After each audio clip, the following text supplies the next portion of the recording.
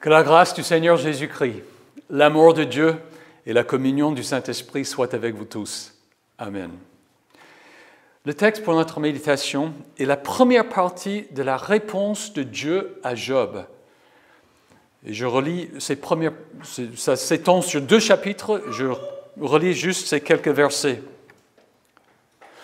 Où étais-tu quand j'ai fondé la terre? Déclare-le, puisque tu es si intelligent. Qui a fixé ces dimensions? Tu le sais, n'est-ce pas? Ou qui a déplié le ruban à mesurer sur elle? Sur quoi ces bases reposent-elles?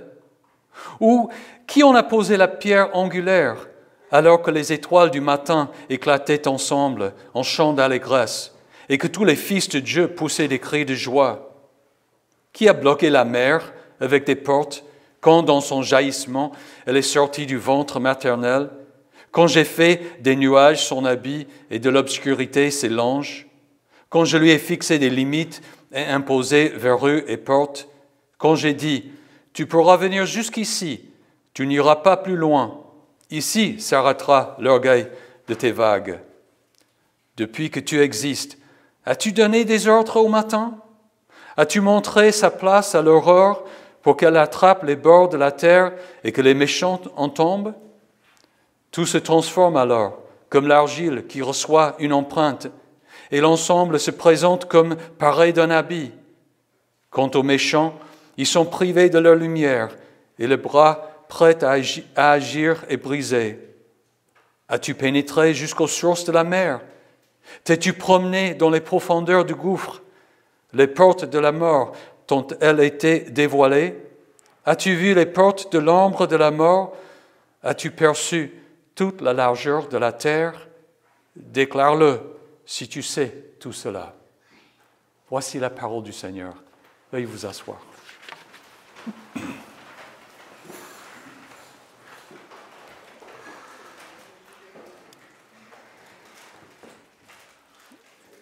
Si je souffre à cause de mes fautes, je comprends la raison.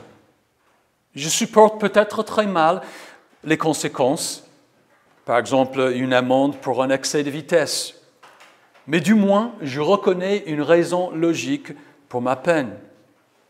Si je suis victime innocente des actions d'autres personnes ou de la nature, je reconnais là aussi une raison pour mes souffrances, même si je les supporte encore plus mal.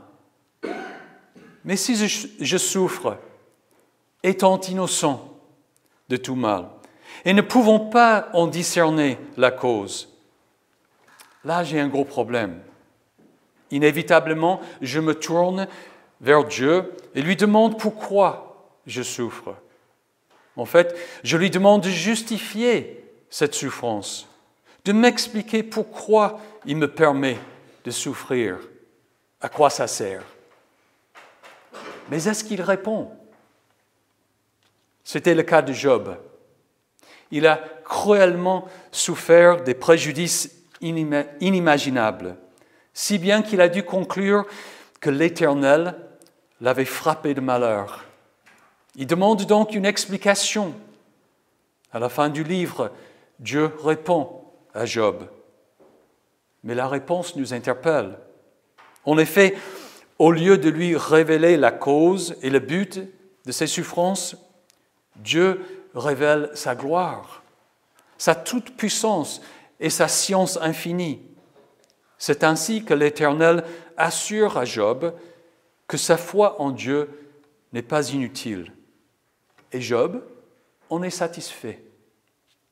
En effet, Job trouve que la solution du problème des souffrances du juste n'est pas forcément une explication de toutes les causes et raisons qu'il peut y avoir, pas même la compensation des préjudices subis.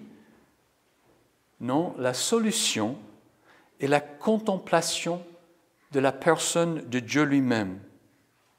En effet, le connaître, reconnaître sa puissance et sa science infinie, cela donne l'assurance de sa présence et de lui être agréable. Car c'est Dieu lui-même qui est l'objet de notre foi et de notre espérance. En effet, nous attendons le retour de Jésus-Christ pour nous prendre, pour être avec lui et avoir part à sa gloire.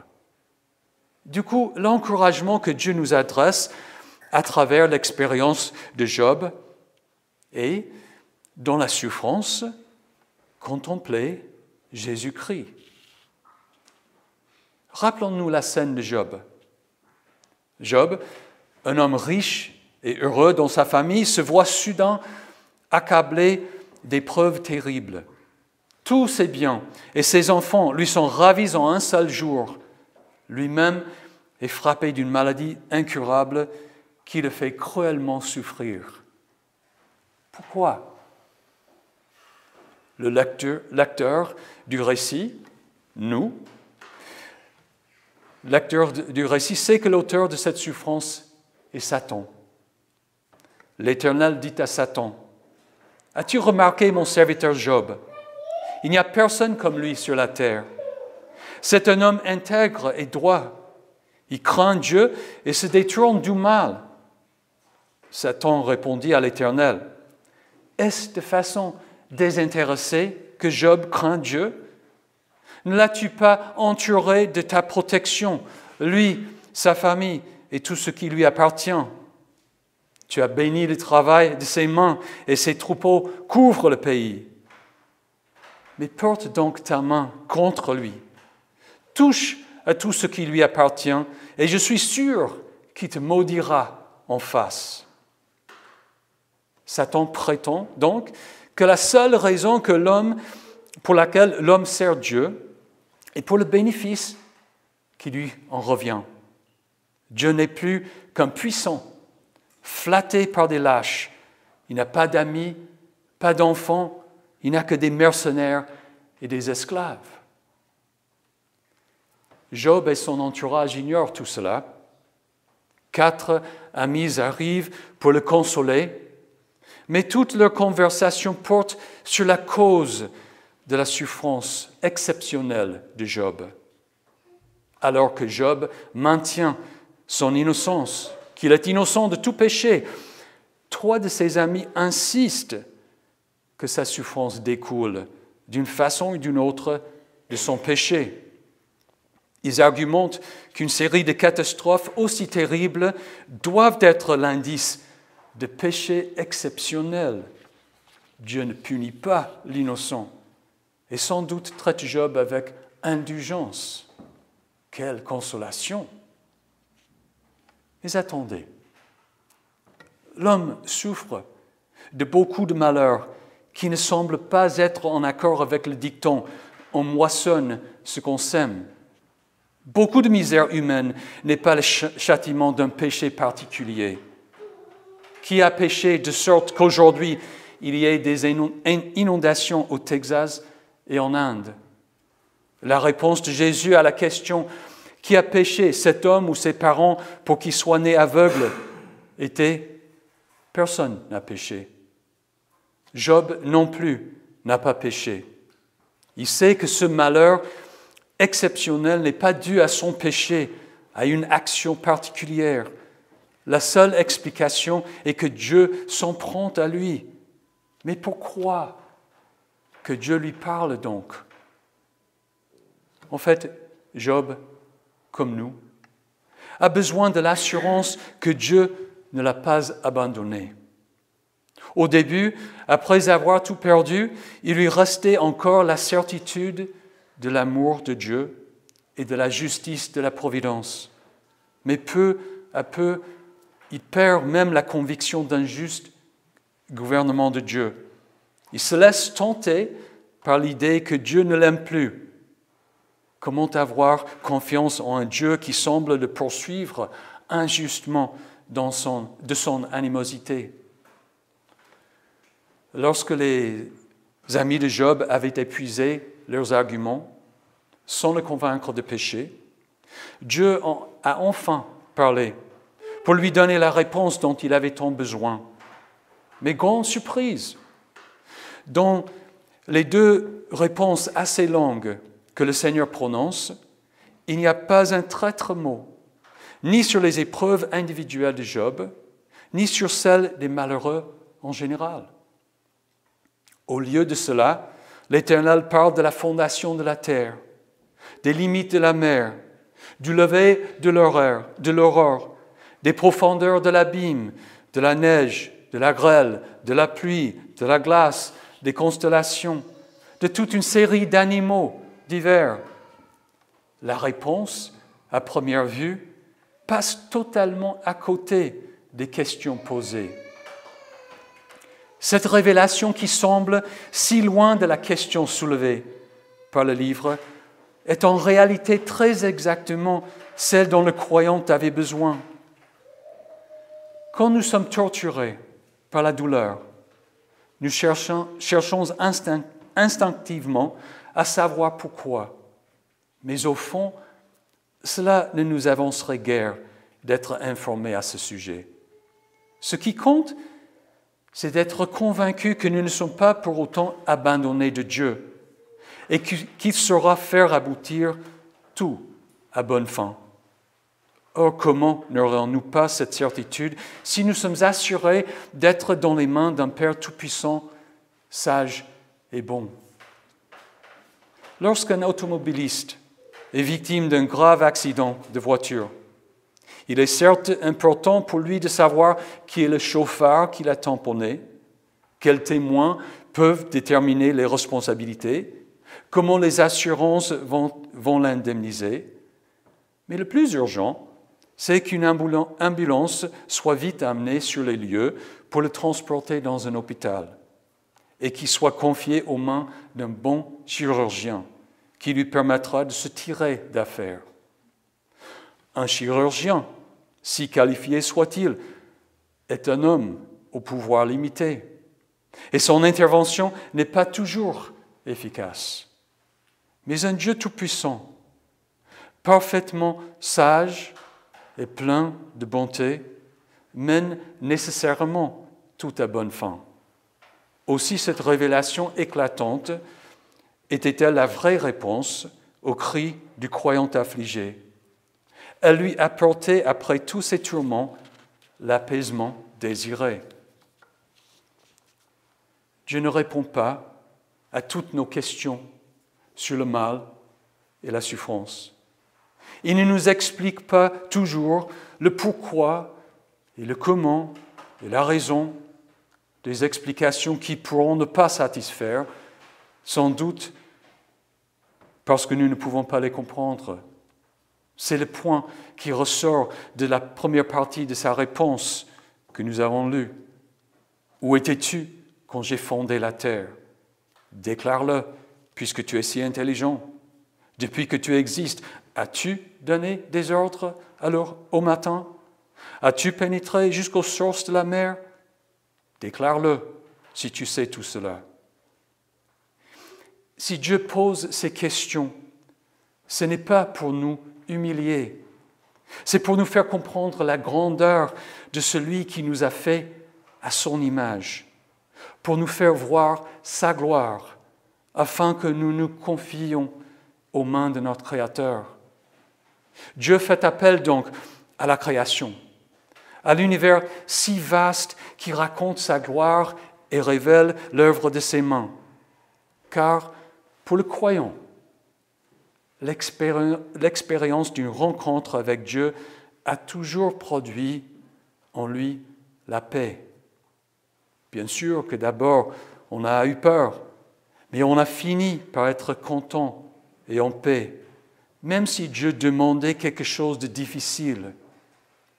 Ça a été le cas de Job, d'Abraham et de Moïse, de David et Élie, d'Ésaïe et Jérémie, puis des disciples de Jésus-Christ. Ayant vu la gloire de Dieu, ils étaient tous prêts à tout faire et à tout souffrir, parce qu'ils savaient que Dieu était avec eux. Pensez à la visite d'un chef d'État au lieu d'un sinistre, le président Trump aujourd'hui au Texas. Pourquoi sa visite est-elle si importante, même un devoir? Je pense que c'est parce que sa présence rassure aux victimes du sinistre qu'elles ne sont pas oubliées ni abandonnées. La présence du président donne l'espoir que lui et son gouvernement vont agir pour aider ceux qui souffrent. De même, rencontrer Dieu, le contempler, avoir l'expérience de Dieu par la présence de son esprit, ça nous apaise. Sa présence nous rassure qu'il ne nous a pas oubliés ni abandonnés et nous donne l'espoir qu'il va agir en notre faveur. Ça éclipse nos souffrances et les met de côté. Comment donc avoir cette expérience de Dieu? Contempler Jésus-Christ. C'est en Christ que nous pouvons avoir l'expérience de la gloire de Dieu. C'est en Christ que Dieu se révèle à nous, en celui qui est l'image de Dieu, celui en qui habite toute la plénitude de Dieu. C'est la gloire de Dieu manifestée en Jésus-Christ lorsqu'il a marché sur l'eau, lorsqu'il est ressuscité des morts et monté au ciel. C'est ça qui nous permet de nous taire et de nous confier à Dieu, quel que soit notre sort dans la vie. L'apôtre Paul parle de cette expérience transformatrice de la gloire de Dieu. Il explique que lorsque quelqu'un se convertit au Seigneur Jésus, il y a un voile qui est enlevé de son visage, de sorte que nous tous qui, sans voile sur le visage, contemplons comme dans un miroir la gloire du Seigneur, nous sommes transformés à son image, de gloire en gloire, par l'Esprit du Seigneur. Voilà pourquoi nous ne perdons pas courage. En effet, nos légères difficultés du moment présent produisent pour nous, au-delà de toute mesure, un poids éternel de gloire. Et celui qui nous a préparés pour cela, c'est Dieu qui nous a donné le gage de l'Esprit. Arrêtez et sachez que je suis Dieu, proclame le psaume 46. Tu ne peux pas tout comprendre et tu n'en as pas besoin. Tu ne comprends pas la création de l'univers. Tu ne comprends pas le sacrifice de Christ ni la vie éternelle. Tu ne comprends pas le Saint-Esprit, la Trinité ou la présence de Christ dans la Sainte Seine. Peu importe. Ce qui importe, c'est que comme Job, tu aies l'assurance que les souffrances du moment présent ne sont pas dignes d'être comparées à la gloire qui va être révélée pour nous. Que tout contribue au bien de ceux qui aiment Dieu, de ceux qui sont appelés conformément à son plan, et que ceux qu'il a connus d'avance, il les a aussi prédestinés à devenir conformes à son image, à l'image de son Fils, afin que celui-ci soit le premier-né d'un grand nombre de frères. Dieu s'est révélé à nous en Jésus-Christ. Jésus-Christ est donc la réponse de Dieu aux souffrances de l'homme. Non seulement aux souffrances pour lesquelles nous pouvons discerner une cause, mais surtout lorsque nous souffrons sans pouvoir en discerner la cause. Gardons donc toujours les regards sur Jésus, sur sa gloire, et disons avec Job, « Pour ma part, je sais que celui qui me rachète est vivant et qui se lèvera le dernier sur la terre. Quand ma peau aura été détruite, en personne, je contemplerai Dieu. C'est lui que je contemplerai et il me sera favorable. Mes yeux le verront et non ceux d'un autre. » Que Dieu l'accorde à nous tous, cette assurance. Amen. Que la paix de Dieu qui dépasse tout ce que l'on peut comprendre garde votre cœur et vos pensées en Jésus-Christ pour la vie éternelle. Amen.